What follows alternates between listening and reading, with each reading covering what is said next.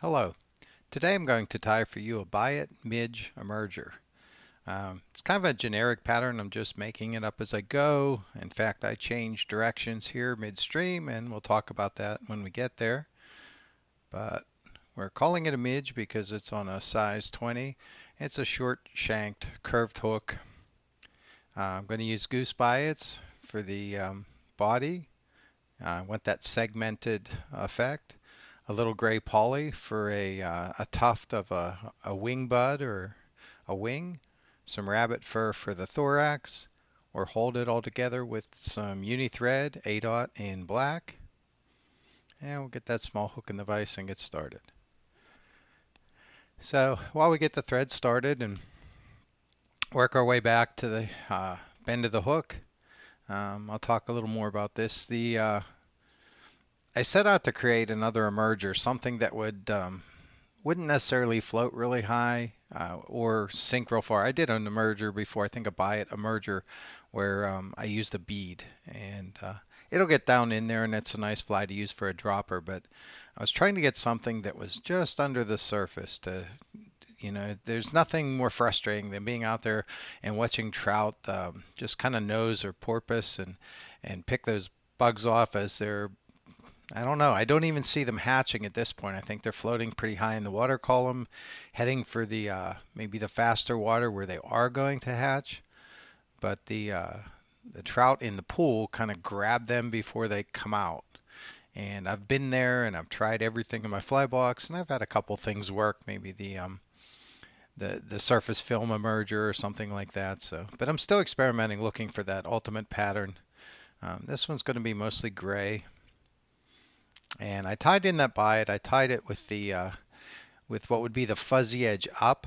So when I wrap it, I don't want that huge segmentation. I like the ribbed effect. And we're going to wrap this Biot over some head cement.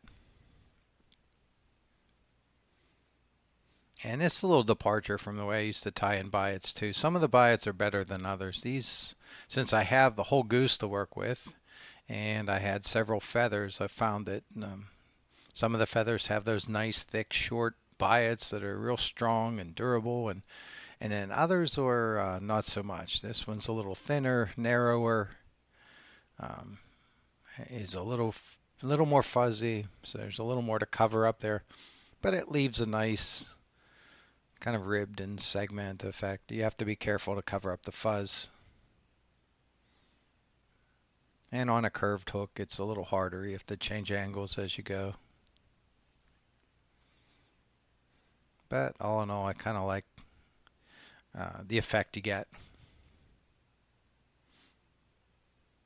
And I've done thread-bodied ones, and I don't know. I think I'm just experimenting, and again, I was kind of making it up as I go. So we got a wrap around there to hold the tie the Biot off, and we'll get a couple more wraps and trim off the excess.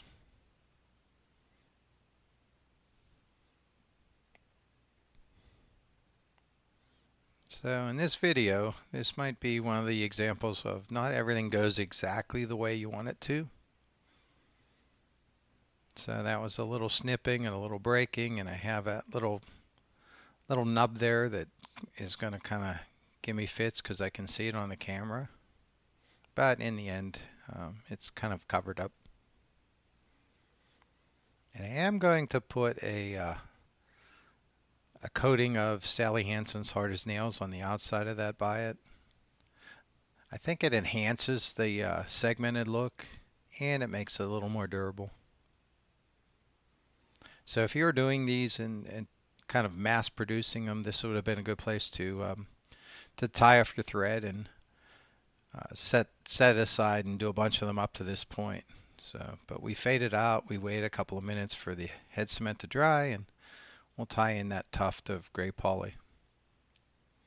Now this poly yarn is, if you're keeping up and watching my other videos, this idea actually came from Charlie Craven. He was talking about poly that he got in the craft store, and sure enough, it was macrame cord, and I think I found the same stuff. And I like gray. I think I can see the gray just as well as I do the the white, and I think it's not that sharp contrast. I think I don't know, it looks a little more natural.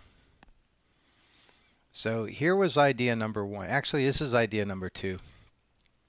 Originally, I was going to tie in a couple of tufts of pheasant tail fibers on each side, and kind of finish this off and pull those forward for like cheeks on this fly, wing buds, cheeks, whatever, um, just to give it kind of a different effect.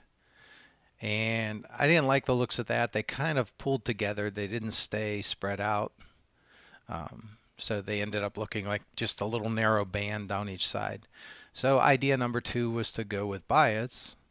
And I tried these both ways with the narrow forward and the narrow to the back. And um, you'll see me finish this, but in the end, I didn't like it. So we'll come in with a little bit of that rabbit fur dubbing.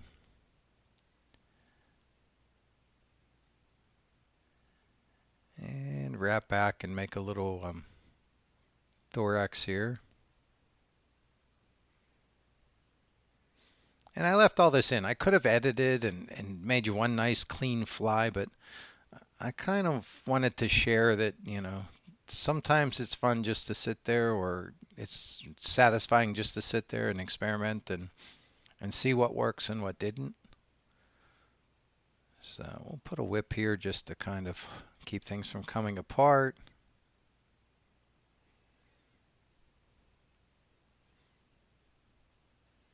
And the idea of that rabbit, what I'm looking for there is some of that stuff above and below where the biots will pull up the sides.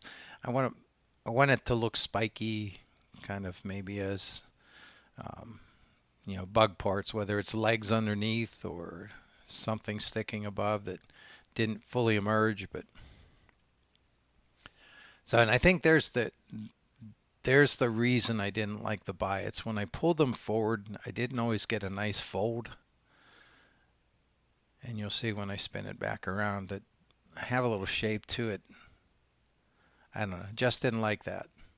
So I went ahead and finished this and almost went with it, but if you're not happy, it makes sense to go back and if I look at something like this and I remember that I didn't like the shape or whatever, I may never tie it onto my leader. Not that it wouldn't work, not that it wouldn't full trout. It's just if it bugs me, I'm not going to tie it on, and it's going to sit in the fly box forever. And so what's the point?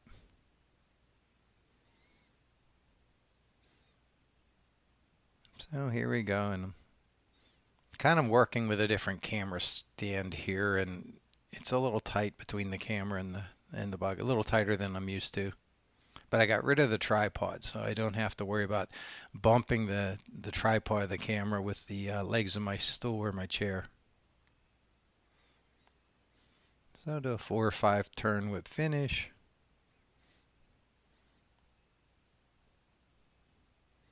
And snip off the excess thread. And then just kind of come in and bundle up those the poly yarn and snip it off. So, all right, so we jumped ahead and I cut all that stuff off of there. I didn't like it.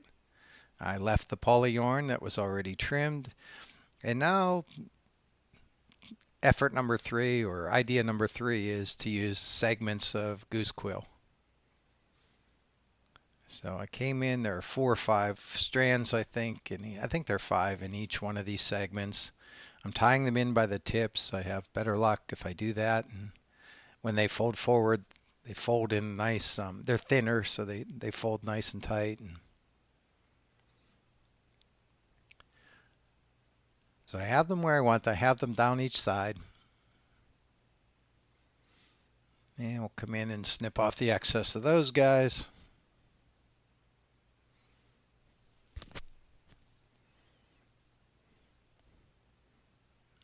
And there again, like I said, I could have made one nice clean video and showed you, this is what I made and this is what I did, but I don't know. More often than not, I find myself, if I'm not sitting down to fill a fly box, I'm experimenting like this, seeing what I like, what I don't like, and trying different techniques. So we'll come back with some more rabbit fur and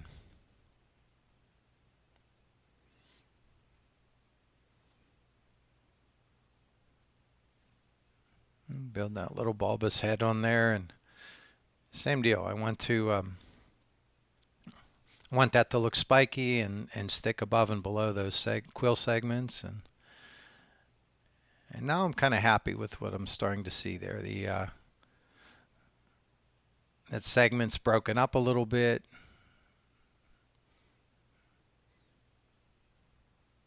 It's covering a good section of the side of the head of the fly.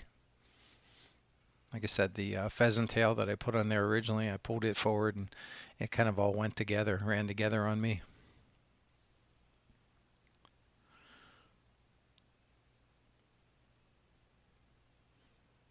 And we'll sneak back in there. And I kind of, after having everything on there and doing what I'm doing, I kind of crowded the eye of the hook just a little bit. But in the end, I'll get away with it.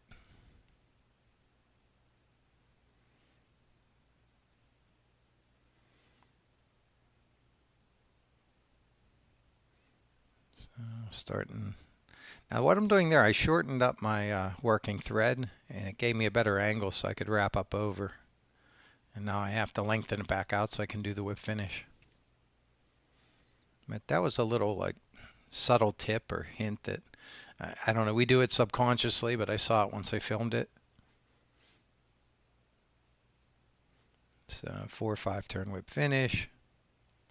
Pull it nice and tight. And like I said, this is one of those days where not everything goes the way you want it. So I went in to slice the thread. It slipped as I did it. And I left about a 1/16 of an inch more thread on there than I wanted. So I'll come back and take care of that. And we got some nice fibers there. We'll pick out a little more. And this is rabbit fur. You could use a little fly floatant if you wanted to. Maybe it'll sit a little higher. That's not my goal. I want to get this thing wet. It may float a little bit and then sink. The poly will probably hang just at the surface until eventually the whole thing goes under. Might need to fish it as a dropper, so I have something in front of it to use as an indicator. But all in all, I think that's going to look pretty tasty to a trout. Hopefully when they're looking up and they're not really taking dry flies yet, this will crack the code on those days when they're bumping the surface but not really eating dry flies. So I came in with a little thin head cement. That's the finished fly. See segments and fuzz and legs and a little bit of a wing. So I hope that works. And if you hung in there to the end and want to learn more about me, look me up on Amazon. And until next time, be safe.